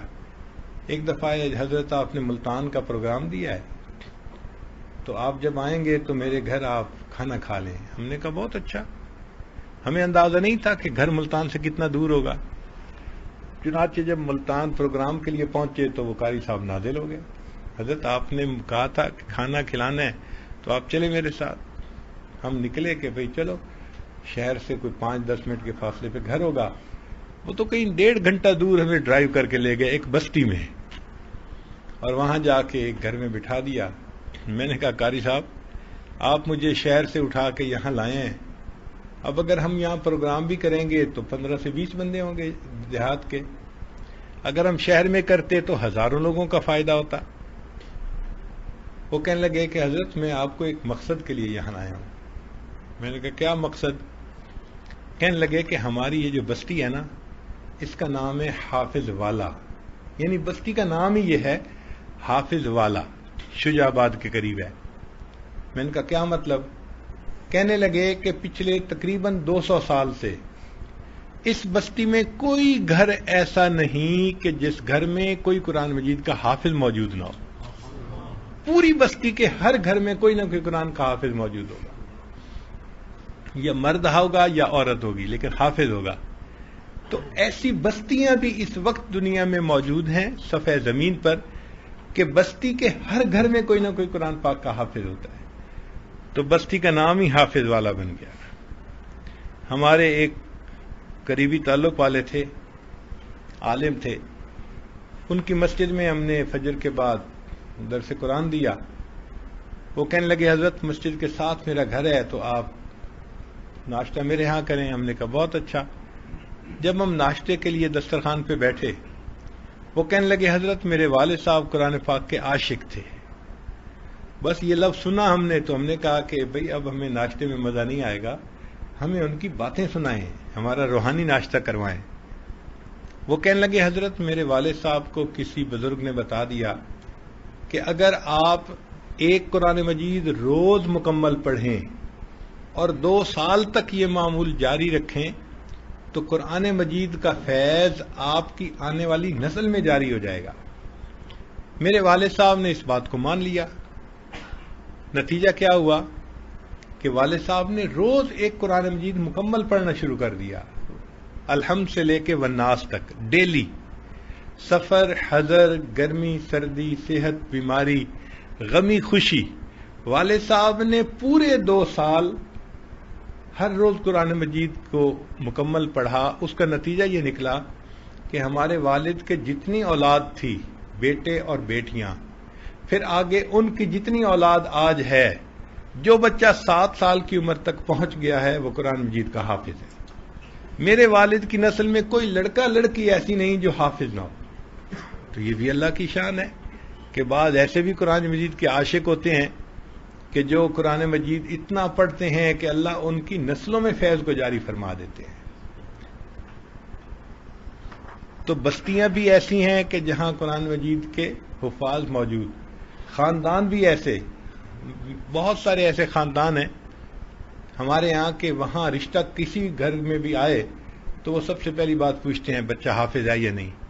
حتیٰ کہ ایک جگہ ایک عالم تھے، صاحب نسبت تھے، ان کا رشتہ ہم نے بھجوایا، انہوں نے انکار کر دیا جی یہ حافظ قرآن نہیں ہے. ہمارے یہاں دستور ہے کہ ہم حافظ سے اپنی بچی کی شادی کرتے ہیں. اس وقت بھی ایسے گھرانے موجود ہیں. قرآن مجید کے حفاظ کے ساتھ ان کی بچیوں کی نسبت ہوتی ہے. چنانچہ ایک شہر ہے پانی پت انڈیا میں، اس میں بھی ایسے لوگ گزرے کہ جن کو قرآن مجید کے ساتھ عشق تھا. ہر گھر میں قرآن مجید کے قاری ہوتے تھے اور قاریہ ہوتی تھی، حتیٰ کہ یہاں تک ہوتا تھا کہ ایک بچی کے لیے 2-3 رشتے آتے تھے تو ماں باپ پوچھتے تھے بیٹی بتاؤ 2-3 رشتے آئے ہیں ہم کدھر طے کریں؟ تو بیٹی کہتی تھی کہ ابو ان سب کو بلا لیں، پردے کے پیچھے بیٹھ کے میں ان سے قرآن پاک سنوں گی اور جس کا قرآن پاک مجھے زیادہ پسند آئے گا میں اس کو قبول کروں گی. چنانچہ سارے کے سارے کینڈیڈیٹ قرآن سناتے تھے اور جس کا قرآن پاک زیادہ بہتر ہوتا تھا اس سے لڑکی شادی کرتی تھی. یعنی ایسی بھی مثالیں اس امت کے اندر موجود ہیں. قرآن مجید حفظ ہونے کی کیفیت کیا رہی، یہ بھی ایک امپورٹنٹ پوائنٹ ہے کہ امام اعظم ابو حنیفہ رحمۃ اللہ علیہ رمضان مبارک میں 63 قرآن مجید مکمل پڑھا کرتے تھے. ایک قرآن پاک دن میں ختم کرتے تھے، ایک رات میں ختم کرتے تھے تو 60 ہو گئے، اور 3 قرآن مجید تراویح میں مکمل پڑھتے تھے تو 63 ٹائمز قرآن مجید مکمل پڑھتے تھے. امام شافعی رحمۃ اللہ علیہ لکھتے ہیں کہ ایک مرتبہ انہیں مکہ مکرمہ سے مدینہ جانے کا موقع ملا اور راستے میں ان کو 16 دن لگے، اور 16 دن میں وہ فرماتے ہیں کہ میں نے 16 مرتبہ قرآن پاک مکمل پڑھ لیا. تو ایسا قرآن مجید یاد ہوتا تھا کہ ایک دن میں وہ آسانی کے ساتھ پڑھ لیا کرتے تھے. ہمارے ایک استاد تھے، بہت خوبصورت قرآن پاک پڑھتے تھے. اللہ نے ان کو کوئل جیسی آواز دی تھی. اتنا ان کی آواز میں ترنم تھا کہ جب قرآن پاک پڑھتے تھے نا تو بندہ حیران ہو جاتا تھا. اس زمانے میں عمر چھوٹی تھی، کوئی 6-7 سال کی ہوگی. مجھے یاد ہے سردیوں کی لمبی رات تھی، رمضان کا مہینہ تھا. ان کی ایک عادت تھی کہ ان کے کوئی 30-35 شاگرد شہر کی مختلف مساجد میں تراویح پڑھاتے تھے. تو وہ سب شاگردوں کو کہتے تھے کہ تراویح پڑھانے کے بعد آئیں اور اپنی اپنی کارگزاری سنائیں. تو جن سے جو غلطیاں ہوتی تھیں وہ اصلاح کرتے تھے، سمجھاتے تھے اور پھر اگلے دن کی ہدایات دیتے تھے. ایک دن وہ سب طلباء جمع تھے تو کسی طالب علم نے کہہ دیا حضرت آج تو 25 کی رات ہے، آڈ رات ہے. کہنے لگے ہاں. اس نے کہا کہ حضرت آپ کا قرآن سننے کو دل چاہتا ہے. کہنے لگے بہت اچھا، میری 4 رکعت تراویح رہتی ہیں، میں تراویح کی نیت کر لیتا ہوں، آپ لوگ پیچھے نفل کی نیت کر لیں. تدائی کے بغیر اگر ایسی جماعت ہو جائے تو شرعاً اس کی اجازت ہے. چنانچہ حضرت نے 2 رکعت کی نیت باندھ لی اور ہم لوگ پیچھے صف بنا کے کھڑے ہو گئے. اب انہوں نے الف لام میم سے پڑھنا شروع کیا. اللہ کی شان دیکھیں، پڑھتے رہے اور ہم تو پیچھے گم تھے. ایسی ان کی مترنم آواز تھی اور اتنی فلو کے ساتھ پڑھ رہے تھے کہ ہمیں وقت کا احساس ہی نہیں تھا. پتہ اس وقت چلا جب انہوں نے 29 پارے مکمل کرنے کے بعد رکوع کیا.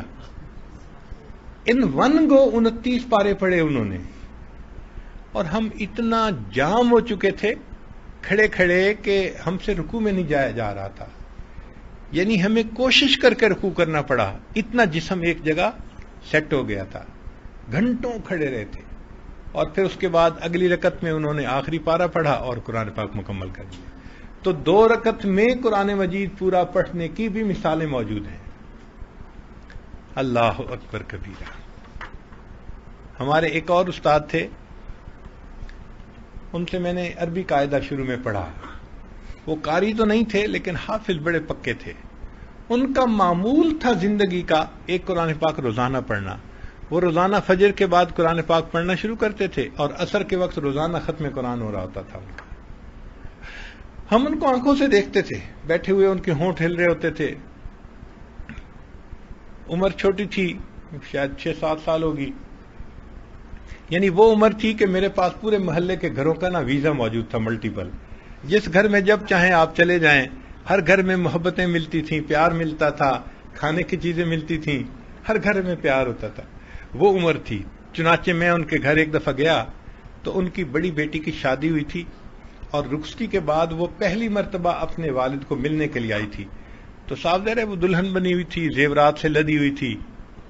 وہ بچی آئی اور آ کے اپنے والد سے ملی تو والد صاحب نے کہا بیٹا سناؤ ٹھیک ہو، خیریت سے ہو؟ اس نے کہا ابو میں ٹھیک ہوں. تو اس کے بعد وہ بچی بھی بیٹھ گئی اور چارپائی پہ ساتھ والد بھی بیٹھ گئے. اب والد نے قرآن پڑھنا شروع کر دیا.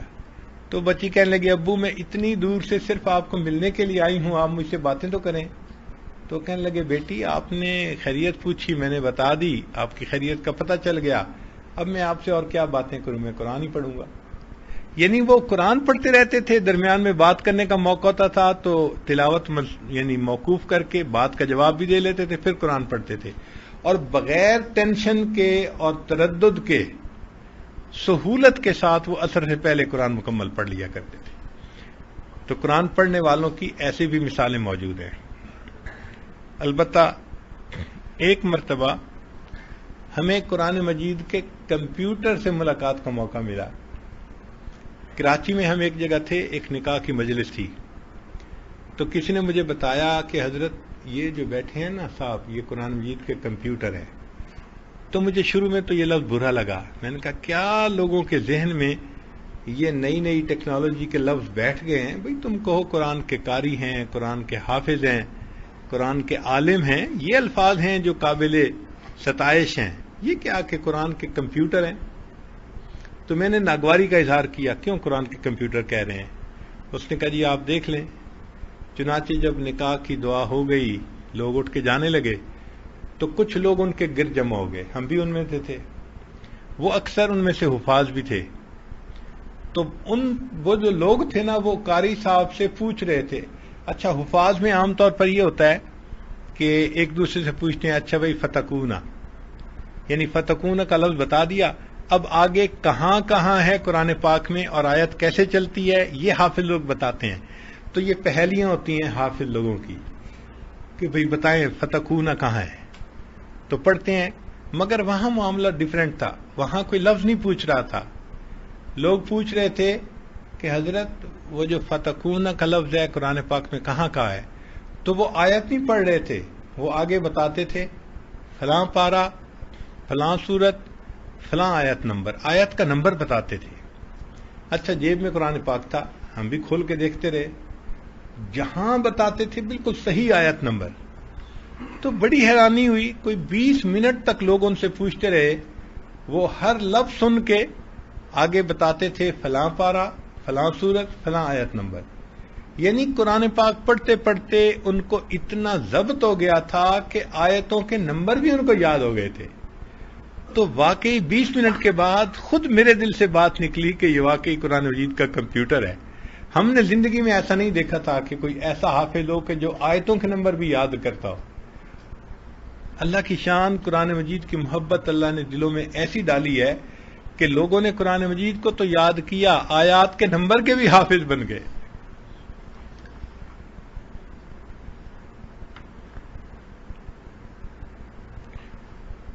امت کے مردوں نے قرآن مجید کو یاد کرنے میں بہت اعلیٰ کردار ادا کیا، مگر عورتیں بھی اس میں پیچھے نہیں رہیں. چنانچہ سیدہ عائشہ صدیقہ رضی اللہ تعالیٰ عنہ وہ قرآن مجید کی حافظہ تھیں. سیدہ حفصہ رضی اللہ تعالیٰ عنہ قرآن مجید کی حافظہ تھیں، اور بہت ساری صحابیات ایسی تھیں جو قرآن مجید کی حافظہ تھیں. پھر آگے محمد ابن سیرین رحمۃ اللہ علیہ مشہور تابعین میں سے ہیں، ان کی بہن تھیں حفصہ بنت سیرین، وہ قرآن مجید کی بہت مشہور قاریہ گزری ہے. حتیٰ کہ محمد ابن سیرین رحمۃ اللہ علیہ کو قرآن مجید کا کوئی لفظ ادا کرنے میں مشکل پیش آتی تھی تو وہ اپنی بہن سے پوچھتے تھے کہ قرآن مجید کے اس لفظ کو کیسے پڑھنا ہے، تو بہن بتاتی تھی کہ اس کی تلاوت ایسے کرنی ہے. ان کے بارے میں آتا ہے کہ انہوں نے گھر میں ایک کمرہ تھا جس کو مسجد بیت بنا رکھا تھا، گھر کی مسجد، اور وہ 35 سال تک اس کمرے میں نفلی اعتکاف کی نیت سے رہیں. صرف قضائے حاجت کے لیے اس کمرے سے باہر نکلتی تھیں اور وضو کرنے کے بعد پھر وہیں چلی جاتی تھیں، اور سارا دن وہ امت کی بچیوں کو اور چھوٹے بچوں کو قرآن پڑھاتی تھی. اور جب رات ختم یعنی شروع ہوتی تھی تو شاگرد تو چلے جاتے تھے، تو وہ عشاء کے بعد 2 رکعت کی نفل نیت باندھ لیتی تھیں اور پوری رات قرآن مجید کی تہجد میں تلاوت کیا کرتی تھی۔ ان کے بارے میں ایک لطیفہ ہے، ایک ان کی باندی تھی سندھی، تو وہ ہمسائے کے گھر گئی تو ہمسائے کی عورت نے پوچھا سناؤ تمہاری مالکہ کا کیا حال ہے؟ تو وہ عورت کہنے لگی کہ مجھے سمجھ نہیں آئی، میں پچھلے 30 سال سے ان کی خدمت کر رہی ہوں، روزانہ عشاء کے بعد وہ مصلے پہ کھڑی ہوتی ہیں اور قرآن پاک کو پڑھ کے رونا شروع کر دیتی ہیں، پتہ نہیں انہوں نے کون سا اتنا بڑا گناہ کر لیا ہے کہ 35 سال میں وہ گناہ معاف نہیں ہوا۔ عقل کے مطابق بندے کی بات ہوتی ہے، مگر وہ حفصہ بنت سیرین قرآن مجید کی ایسی عاشقہ تھیں۔ پھر اس امت میں بہت ساری عورتیں قرآن مجید کی حافظہ بنی، لاکھوں کی تعداد میں۔ آج بھی امت میں اگر آپ دیکھیں تو جس طرح بچے قرآن کے حافظ بنتے ہیں، بچیاں قرآن مجید کی حافظات بنتی ہیں۔ ہمارا یہ تجربہ ہے کہ اگر ایک بہن ہے اور ایک بھائی ہے اور ایک وقت میں وہ حفظ کرنا شروع کریں تو بہن پہلے حافظہ بن جاتی ہے بھائی سے۔ اس کی ریزن یہ ہے کہ ان میں کنسنٹریشن زیادہ ہوتی ہے اور ان میں ڈر خوف ہوتا ہے، تو وہ اپنے ٹائم کو ویسٹ نہیں کرتی، تو بچیاں جو پہلے یاد کر جاتی ہیں۔ اور لڑکوں میں کنسنٹریشن نہیں ہوتی اور یہ ریبیلیس بھی ہوتے ہیں، تو یہ ذرا دیر لگاتے ہیں یاد کرنے میں۔ مگر عام طور پر بچیاں بھی قرآن مجید کی بہت اچھی حافظہ بن جاتی ہیں۔ ہمارے قریبی علماء تھے، ان کی والدہ تھی، ایک دفعہ حج کیا انہوں نے، تو وہ حیران ہوتی تھی میری اہلیہ سے بات کرتے ہوئے کہ اچھا لوگ قرآن مجید پڑھتے پڑھتے بھول بھی جاتے ہیں۔ ان کو اس بات پہ حیرانی ہوتی تھی کہ قرآن مجید پڑھتے ہوئے بندہ کیسے بھول سکتا ہے۔ ان کو پورا قرآن مجید سورہ فاتحہ کی طرح یاد تھا۔ ہم نے جب کوئی لفظ پوچھنا ہوتا تھا، جب کوئی آیت پوچھنی ہوتی تھی، ان سے ہم پوچھواتے تھے، اسی وقت بتا دیتی تھی کہ یہ ایسے ہے۔ تو اللہ کی شان کے ایسی بھی عورتیں ہیں کہ جن کو پورا قرآن مجید سورہ فاتحہ کی طرح یاد ہے۔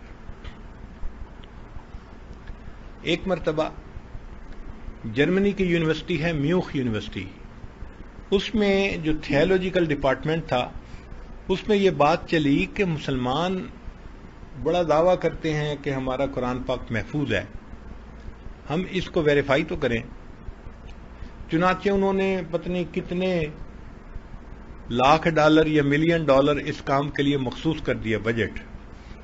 ایک الگ عمارت بنائی گئی اور پھر اس میں سٹاف رکھا گیا اور دنیا کے مختلف ملکوں سے، شہروں سے انہوں نے قرآن مجید خریدے۔ مقصد یہ تھا کہ بھئی مختلف جگہوں پہ پرنٹ ہو رہے ہیں مختلف ملکوں میں، تو کہیں نہ کہیں تو آپس میں کچھ تبدیلی نکل آئے گی۔ 40,000 قرآن مجید خریدے گئے، تو 40,000 قرآن مجید سے تو کئی کمرے بھر گئے۔ پھر انہوں نے سٹاف رکھا کہ ان کو ویریفائی کرو آپس میں، چنانچہ کئی 100 بندے رکھے اور وہ ایک ایک صفحہ کھول کے بیٹھتے اور ایک ایک حرف کو کمپیئر کرتے۔ کئی سال لگے 40,000 قرآن مجید کو کمپیئر کرنے کے بعد وہ اس نتیجے پر پہنچے کہ کسی میں ایک نقطے کا بھی فرق نہیں تھا۔ اِنَّا نَحْنُ نَزَّلْنَا الذِّكْرَ وَإِنَّا لَهُ لَحَافِظُونَ، بے شک اس قرآن مجید کو ہم نے ہی نازل کیا اور اس کی حفاظت کے بھی ہم ہی ذمہ دار ہیں۔ آج بھی الحمدللہ پوری دنیا میں قرآن مجید محفوظ ہے۔ قرآن مجید میں کوئی آدمی غلطی کو شامل کر سکتا ہے لیکن وہ غلطی قرار نہیں پکڑ سکتی، یہ یاد رکھیں۔ ایسا پاسبل ہے کہ کوئی بدنیت پرنٹر ہو اور وہ قرآن مجید کو اس طرح سے چھاپے کہ کہیں نقطوں کا فرق ہو، کہیں حرف کا فرق ہو، پاسبل ہے، لیکن وہ قرار نہیں پکڑے گی غلطی۔ جب کسی حافظ کے ہاتھ میں جائے گی وہ فوراً نشاندہی کر دے گا اور غلطی کو دور کر دیا جائے گا۔ لا یأتیہ الباطل من بین یدیہ ولا من خلفہ، یہ اللہ تعالیٰ کی طرف سے حفاظت ہے قرآن مجید کی۔ چنانچہ حفاظت قرآن کی یہ تاریخ ہے۔ آپ کو ایک ذاتی تجربہ بھی سنا دیں، یہ کوئی 80s کی بات ہے۔ یہ عاجز ان دنوں ورجینیا میں تھا، تو چند علماء آئے اور کہنے لگے جی کہ آپ کے ذمہ ایک کام لگانا ہے۔ میں نے پوچھا کیا کام؟ کہنے لگے جی کہ یہاں پر ایک انٹرفیتھ کونسل بنی ہوئی ہے جس میں مختلف مذاہب کے لوگ ہیں، اور وہ آپس میں مل بیٹھتے ہیں ہفتے 10 دن میں ایک مرتبہ، اور آپس میں ایک دوسرے کے قریب آنے کی، ایک دوسرے کے دین کو سمجھنے کی بات چیت کرتے ہیں، تو آپ کو وہاں بھیجنا ہے۔ میں نے انکار کر دیا، بھائی نہیں، میں تو اس قابل نہیں ہوں کہ میں وہاں جا سکوں۔ انہوں نے کہا جی کہ پرابلم یہ ہے کہ ہم نے وہاں پر پہلے ایک عالم کو بھیجا جو باقاعدہ دارالعلوم سے فارغ التحصیل عالم تھے، لیکن جو لوگ وہاں تھے، ربائی، پادری، ہندو، دوسرے، وہ شاطر تیز لوگ تھے، انہوں نے اس سے سائنس کے سوال پوچھنے شروع کر دیے کہ قرآن مجید میں اس کے بارے میں کیا ہے، اس کے بارے میں کیا ہے۔ اب وہ عالم سائنس تو نہیں جانتے تھے کہ جی 7 زمینیں ہیں، 7 آسمان ہیں، اس کو ایکسپلین کریں، تو وہ تو نہیں جانتے تھے، تو چنانچہ وہ اس کو چپ کروا دیتے تھے۔ تو عالم نے کہہ دیا جی میں وہاں نہیں جا سکتا۔ پھر ہم نے کیا کیا کہ ہم نے ایک پی ایچ ڈی ڈاکٹر تھے، ان کو بھیجا کہ چلو بھائی یہ سائنس کی باتیں ان کو بتا سکیں گے۔ جب ان کو پتہ چلا یہ پی ایچ ڈی ڈاکٹر ہیں تو انہوں نے عربی کی زبان باتیں پوچھنی شروع کر دی کہ بھئی یہاں یہ لفظ ہے اور یہاں یہ لفظ ہے، تو یہ عربی میں فرق کیوں ہے؟ اب صاف ظاہر ہے کہ وہ صرف نحو میں اتنے ماہر نہیں تھے، تو وہ جواب نہ دے سکتے تھے، تو وہ بھی تنگ ہو گئے۔ پھر ہم نے ایک بندہ ایسا ڈھونڈا کہ جو عالم بھی تھے اور ان کی یونیورسٹی کی تعلیم بھی تھی۔ کہنے لگے ان کو پتہ چل گیا، تو چند دنوں کے بعد انہوں نے اس سے روحانیت کے مسئلے پوچھنے شروع کر دیے کہ جی اسلام میں یہ تزکیہ کیا ہے، تصفیہ کیا ہے، احسان کیا ہے، تو وہ عالم تو نہیں جانتے تھے، تو پریشانی ہوئی۔ کہنے لگے اب وہاں کوئی جا ہی نہیں رہا، لہذا جب کوئی بندہ نہیں ہوتا تو پھر ان کے دل میں جو آتا ہے وہ بات کرتے ہیں، تو ہم آپ کو لے جانا چاہتے ہیں۔ تو میں نے دل میں سوچا ٹھیک بندہ ڈھونڈا ہے، jack of all trade but master of none. تو اس کی اہمیت کو دیکھتے ہوئے میں نے کہا ٹھیک ہے بھائی میں انشاءاللہ وہاں جاؤں گا۔ ہم لوگ وہاں گئے اور ہم نے جا کے ان کو اپنا نام بتا دیا اور کہہ دیا کہ آئیں گے۔ تو میں نے ان کو کلیئرلی کہا کہ میں عالم نہیں، طالب علم ہوں، آپ جو پوچھیں گے مجھے آتا ہوگا تو میں بتا دوں گا، نہیں تو میں اپنے بڑوں سے پوچھ کے بتا دوں گا، لیکن آپ کو جواب ضرور دیا جائے گا، ایسا نہیں ہوگا کہ آپ کو جواب نہ دیں۔ تو وہ مطمئن ہو گئے، چنانچہ وہاں آنا جانا شروع کر دیا۔ اب وہاں 2-3 یہودی تھے جو ربائی تھے، یہودیوں کے عالم کو ربائی کہتے ہیں، کچھ عیسائی تھے، ان کے پادری تھے، وہ بھی آتے تھے، ہندو بھی تھے اور مذاہب کے لوگ بھی تھے۔ تو میرے لیے بھی ایک نیا ایکسپیرینس تھا۔ عجیب بات ہے کہ اس میں جو ربائی تھا نا، وہ مجھے آتے جاتے بڑے غور سے یوں دیکھتا رہتا تھا۔ تو شروع میں تو میں اپنے ذہن میں سوچتا تھا کہ یہ مجھے دیکھتا ہے پگڑی میں، جبے میں، تو یہ دیکھتا ہوگا کہ یہ آثار قدیمہ کدھر سے آ گیا۔ میرے ذہن میں یہی گمان تھا، لیکن اللہ کی شان کہ ایک دفعہ میں جب گزر رہا تھا تو وہ مجھے دیکھ کے کہتا ہے mister Ahmed you always come with a different respective look.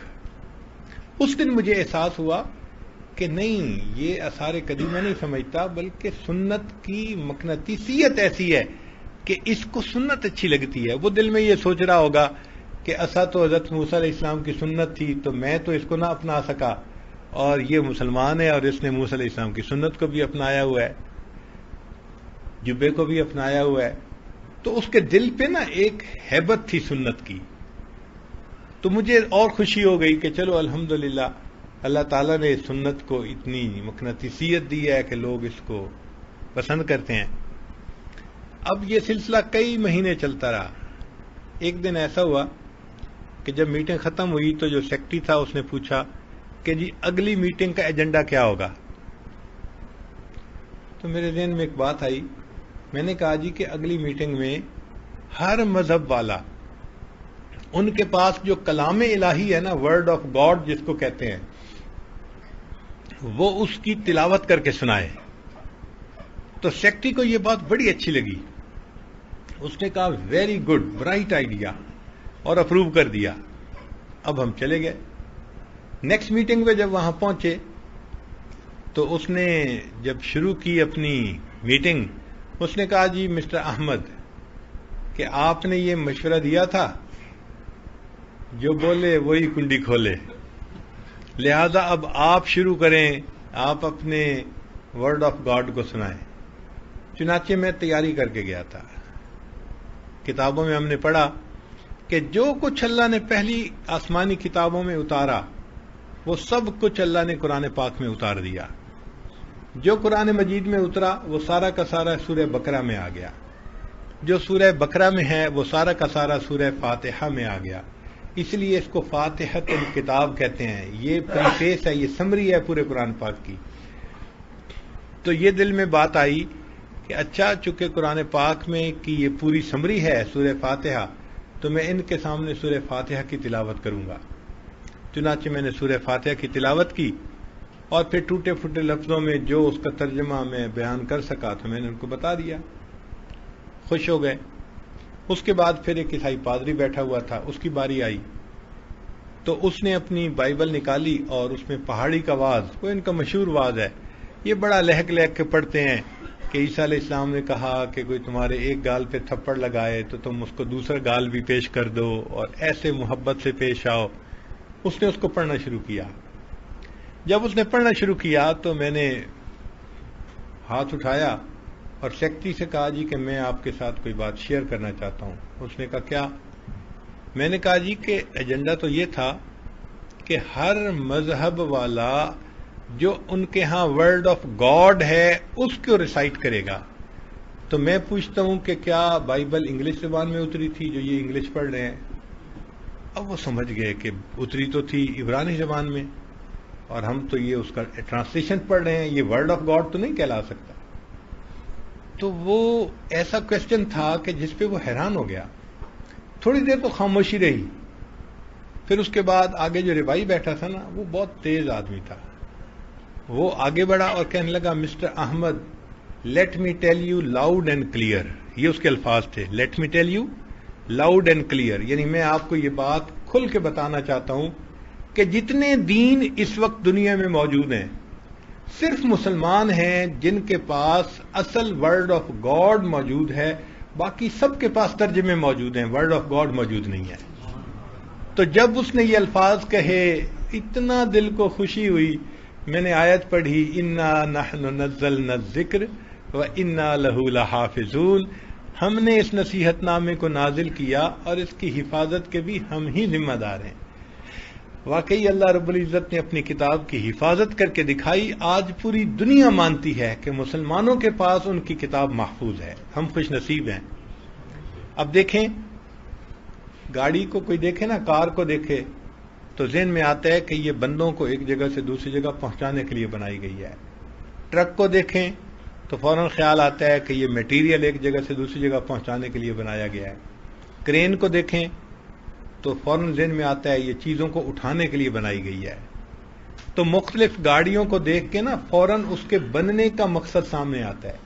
Harvester کہیں چل رہا ہو تو بندہ دیکھتا ہے جی یہ گندم کاٹنے کے لیے بنایا گیا ہے، ٹریکٹر چل رہا ہو یہ جی زمین کو کھودنے کے لیے بنایا گیا ہے۔ تو ہر مشین کے بنانے کا ایک مقصد ہوتا ہے، وہ سامنے آ جاتا ہے۔ قرآن مجید کو بھیجنے کا ایک مقصد تھا، کیا؟ کہ اللہ تعالیٰ گری ہوئی انسانیت کو عزتیں دینا چاہتے تھے، کار مذلت میں پڑے ہوں کو اوج ثریا پہ پہنچانا چاہتے تھے۔ اس لیے عثمان غنی لانو فرماتے تھے ان اللہ یرفع بہذا الکتاب اقواما، اللہ اس کتاب کے ذریعے قوموں کو بلندی عطا فرماتے ہیں۔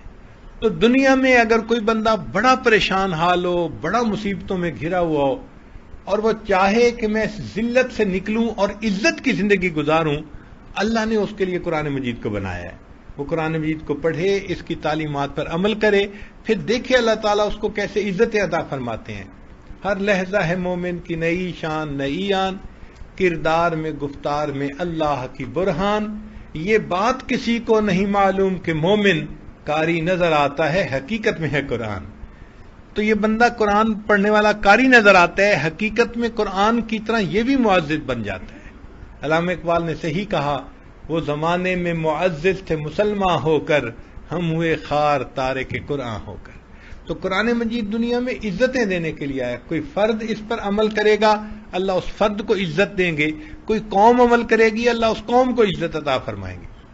سیدنا عمر لانو کا مشہور واقعہ ہے، اپنی فوج کے ساتھ ایک دفعہ مکہ مکرمہ کی پہاڑی سے گزر رہے تھے تو نیچے وادی تھی، تو دیکھنے کھڑے ہو گئے.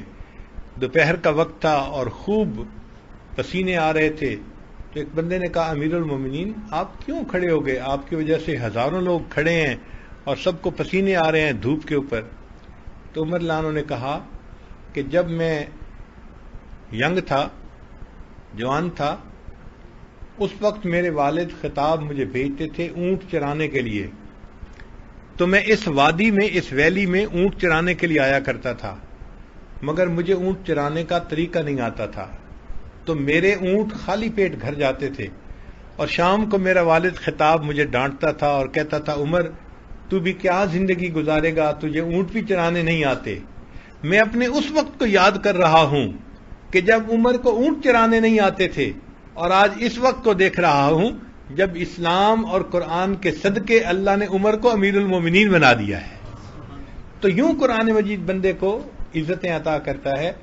ہمیں بھی چاہیے کہ ہم قرآن مجید کو پڑھیں اور اس کے اوپر عمل کریں، اس کو اپنا اوڑھنا بچھونا بنائیں.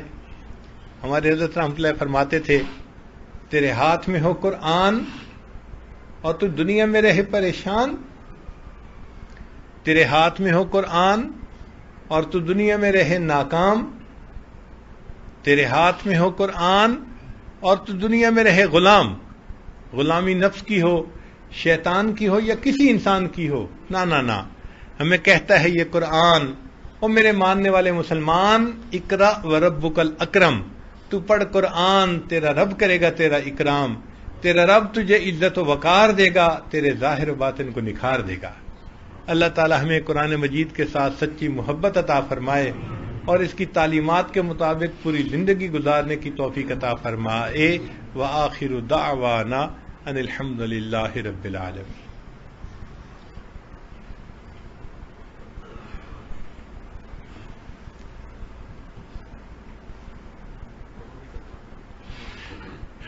یہ آج اس توبہ کے کلمات پڑھائے گا، پچھلے گناہوں سے توبہ کی نیت کر لیجئے اور یہ الفاظ پیچھے پیچھے پڑھتے جائیے. الحمد للہ وکفا وسلام علی عبادہ الذین اصطفیٰ اما بعد. یہ کلمات پڑھیے. بسم اللہ الرحمن الرحیم. لا الہ الا اللہ محمد الرسول اللہ. آمنت باللہ وملائکتہ وکتبہ ورسلہ والیوم الآخر والقدر خیرہ وشرہ من اللہ تعالی والبعث بعد الموت. آمنت باللہ کما ہوا باسمائہ وصفاتہ وقبلت جمیع احکامہ اقرار باللسان وتصدیق بالقلب. اشہد ان لا الہ الا اللہ واشہد ان محمدا عبدہ ورسولہ. استغفر اللہ ربی من کل ذنب واتوب الیہ برحمتک یا ارحم الراحمین. چند معمولات ہیں، ان کو اگر آپ باقاعدگی سے کریں گے اللہ تعالیٰ دل کو منور کریں گے. پہلی چیز ہے 100 مرتبہ استغفار پڑھنا، استغفر اللہ ربی من کل ذنب واتوب الیہ. دوسرا ہے 100 مرتبہ درود شریف پڑھنا، اللہم صلی علی سیدنا محمد وعلی آل سیدنا محمد وبارک وسلم. تیسرا ہے قرآن مجید کی تلاوت کرنا.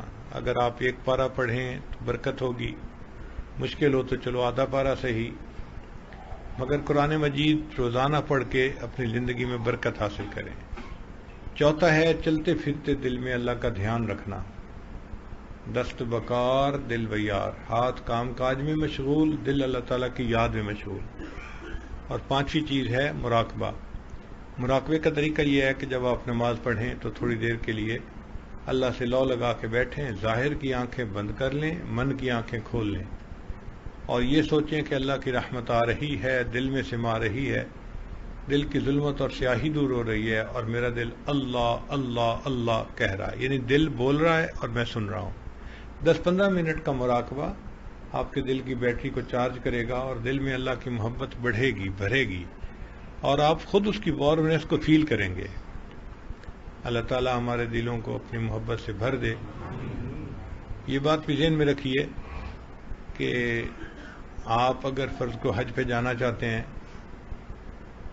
کوئی اپنے ملک میں رہتے ہیں اور ہر طرف سے ویزے کے اوپر رکاوٹ ہے، اور آپ کی بڑا دل چاہتا ہے کہ نہیں مجھے تو حج پہ اس سال جانا ہی جانا ہے، اور جب آپ کو ہر طرف سے جواب مل جاتا ہے اور آپ مایوس ہونے لگتے ہیں، تو کوئی آ کے کہتا ہے جی کہ آپ کے بیٹے کے پاس تو 10 ویزے ہیں، وہ فیملی کے 10 بندوں کو لے کے حج پہ جا سکتا ہے، تو آپ کو کتنی خوشی ہوگی کہ میرے بیٹے کے پاس 10 ویزے ہیں اور ہم آسانی سے حج کر سکتے ہیں۔ یہ مثال ذہن میں رکھتے ہوئے سوچئے، قیامت کے دن کی سختی ہوگی، اور اس وقت انسان نفس نفسی کا شکار ہوگا۔ اس وقت اگر فرشتہ آ کر بتا دے گا جی کہ آپ کے بیٹے یا آپ کی بیٹی کے پاس 10 جنت کے گیٹ پاس ہیں، تو پوری فیملی کو کتنی خوشی ہوگی۔ دیکھیں ایک فیملی میں 10 بندے ہی ہوتے ہیں، ماں باپ اور آگے 6-7 بچے بھی ہوں تو 10 کے اندر ہوتے ہیں۔ اس کا مطلب یہ کہ اگر کسی فیملی میں ایک بچہ یا ایک بچی حافظ ہوگی، وہ پوری فیملی جنت جائے گی۔ تو آپ اس کو بھی زندگی کا مقصد بنائیں۔ ٹھیک ہے، بچوں کو یونیورسٹیوں میں بھی پڑھائیں، ڈاکٹر بھی بنائیں، انجینئر بھی بنائیں، مگر ان کو لڑکپن میں حافظ یا حافظہ ضرور بنائیں، تاکہ اللہ تعالیٰ قیامت کے دن کی ذلت میں حفاظت فرمائے۔ ماں باپ کے سروں پہ اللہ نور کے تاج اس دن سجائیں گے، اور جو بڑی عمر کے لوگ ہیں اگر وہ بھی بننا چاہیں تو وہ بھی بن سکتے ہیں، ان کے لیے رکاوٹ نہیں ہے۔ ہم نے یہ تجربہ کیا ہے کہ اگر آدمی ایک ایک آیت بھی روز یاد کرنا شروع کر دے تو کچھ سالوں میں حافظ بن جاتا ہے۔ ہمارے قریبی ایک رشتہ دار تھے، وہ جیولر تھے، بناتے تھے سونے کے زیورات۔ ان کو حفظ کا شوق ہو گیا، وہ ڈیلی ایک آیت حفظ کرتے تھے، ڈیلی، اور بیٹھے تھے اور وہ اپنا کام بھی کرتے رہتے تھے اور ایک آیت کو دہراتے بھی رہتے تھے۔ اللہ کی شان کے چند سالوں میں پورا قرآن پاک یاد ہو گیا، پھر وہ تراویح پڑھایا کرتے تھے۔ اور اس میں ایک مسئلہ اور بھی ہے کہ اگر کسی بندے نے حفظ کی نیت کر لی اور حفظ شروع کر دیا، تو بھلے اس نے ابھی صفحہ یاد کیا، 2 صفحے یاد کیے، اگر اس کی موت آ گئی تو حدیث پاک کے مطابق اللہ تعالیٰ قیامت کے دن حفاظ کی لائن میں کھڑا فرما دیں گے۔ تو ہمارے تو مزے ہی مزے ہیں، نیت کر کے تھوڑا بھی یاد کر لیں تو انشاءاللہ برکت ہوگی۔ دعا کر لیجیے۔ سبحان ربی العلی الوہاب، اللہم صلی علی سیدنا محمد وعلی آل سیدنا محمد وبارک وسلم۔ اے کریم آقا، ہم آپ کے عاجز مسکین بندے ہیں، ہمارے گناہوں کو معاف فرما، خطاؤں سے درگزر فرما، عیبوں کی پردہ پوشی فرما۔ اللہ ہماری جسمانی بیماریوں کو دور فرما، روحانی بیماریوں کو دور فرما، اٹکے کاموں کا ہونا آسان فرما، الجھے کاموں کو اپنی رحمت سے سلجھا۔ اللہ ہمیں ذلت سے محفوظ فرما، علت سے محفوظ فرما، قلت سے محفوظ فرما، اپنی رحمتوں کی پشت پناہی نصیب فرما۔ میرے مالک، زندگی میں کبھی بھی بے سہارا نہ فرما، کبھی بھی بے آسرا نہ فرما، کبھی بھی اپنے در سے دور نہ فرما، ہمیشہ اپنی رحمتوں کی ٹھنڈی چھاؤں نصیب فرما۔ اے رب کریم، ہماری ان دعاؤں کو اپنی رحمت سے قبول فرما۔ اللہ، بچہ پریشان ہوتا ہے ماں باپ کی طرف دوڑتا ہے، بندہ پریشان ہوتا ہے پروردگار کی طرف لوٹتا ہے۔ اے بے کسوں کے دستگیر، اے ٹوٹے دلوں کو تسلی دینے والے، اے خالی جھولیوں کو بھر دینے والے، اللہ ہم نے بھی دامن پھیلائے ہیں، ہمارے دامن کو اپنی نعمتوں سے بھرپور فرما۔ اللہ ہمیں قرآن مجید کا حافظ بنا، قرآن مجید کا قاری بنا، قرآن مجید کا عالم بنا، قرآن مجید کا عامل بنا۔ اللہ ہمیں قرآن مجید کا ناشر بنا، قرآن مجید کا داعی بنا۔ اللہ ہمیں قرآن مجید کا عاشق بنا، دن رات کے مختلف حصوں میں قرآن مجید پڑھنے کی توفیق عطا فرما۔ اے اللہ، جتنے حفاظ ہیں ان کو اپنے مقبول بندوں میں شامل فرما۔ جتنے علماء ہیں اللہ ساری زندگی علم کی خدمت کرنے کی توفیق عطا فرما۔ اے کریم آقا ان کی زندگی کی جو نیک مرادیں ہیں اپنی رحمت سے اس کو پورا فرما۔ اے اللہ صاحب خانہ کو اپنے مقبول بندوں میں شامل فرما۔ اے اللہ جس محبت سے انہوں نے یہ پروگرام کروائے اور عورتوں نے خدمت کی، مہمانوں کو کھانے کھلائے، اللہ اس کے بدلے سب کو اپنی رضا نصیب فرما۔ اس گھر کو برکتوں کے ساتھ آباد فرما، خوشیوں کے ساتھ آباد فرما، این کے ساتھ آباد فرما، عزتوں کے ساتھ آباد فرما۔ ان کی آنے والی نسلوں کو دین کے لیے قبول فرما۔ ربنا تقبل منا انک انت السمیع العلیم تب علینا انک انت التواب الرحیم۔ صلی اللہ تعالی علی حبیبہ سیدنا محمد وآلہ واصحابہ اجمعین برحمتک یا ارحم الراحمین۔